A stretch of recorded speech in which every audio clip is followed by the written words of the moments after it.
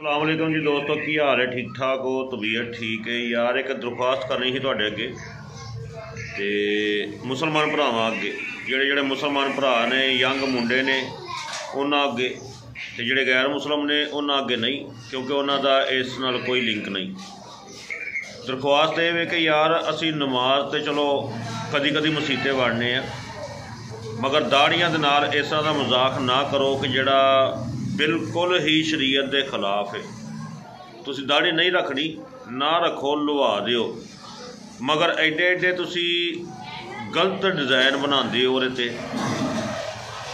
कि ये बारे ना तो साडे मौलवी हजरात कोई एक्शन लै रहे हैं, तो ना साडी हुकूमत पाकिस्तान कोई एक्शन लै रही है, ना साडे वजीर सफीर इस बारे कोई एक्शन लै रहे हैं। मौलवी हजरात भी बैठे ने, उन्होंने बेचारिਆਂ ने की गल करनी है। वो तो टीवी ते भी आके बहते हैं ना, वड्डे वड्डे उलमा जिहड़े कहंदे ने जमात इस्लामी, हाँ जी, इस तरह दी वड्डियां जिहड़ियां इस्लामी नज़रिया काउंसलर, इन्हां दी जिहड़ियां वड्डियां वड्डियां जमातां ने, इन्हां दे वड्डे वड्डे मैंबरान आके टीवी ते बहिंदे ने, एंकर दे सिर ते दुपट्टा को नहीं फैशन वाला उन्हें गला पाया है, और सामने बह कर सवालों के जवाब देने। उन्होंने बेचारिਆਂ ने की बोलना है?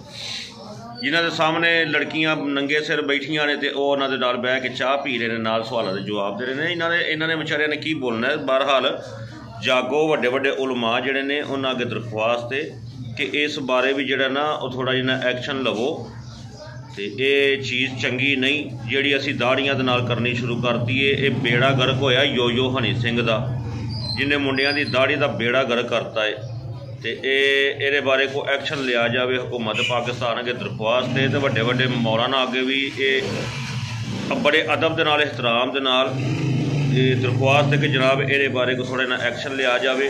अगर कोई मेरी गल किसी को बुरी लगी है तो मैं माफ़ी चाहना वा। अपना ख्याल रखना, अल्लाह ताला तुहानू अपनी हिफ्ज़ो मान च रखे। अस्सलाम वालेकुम।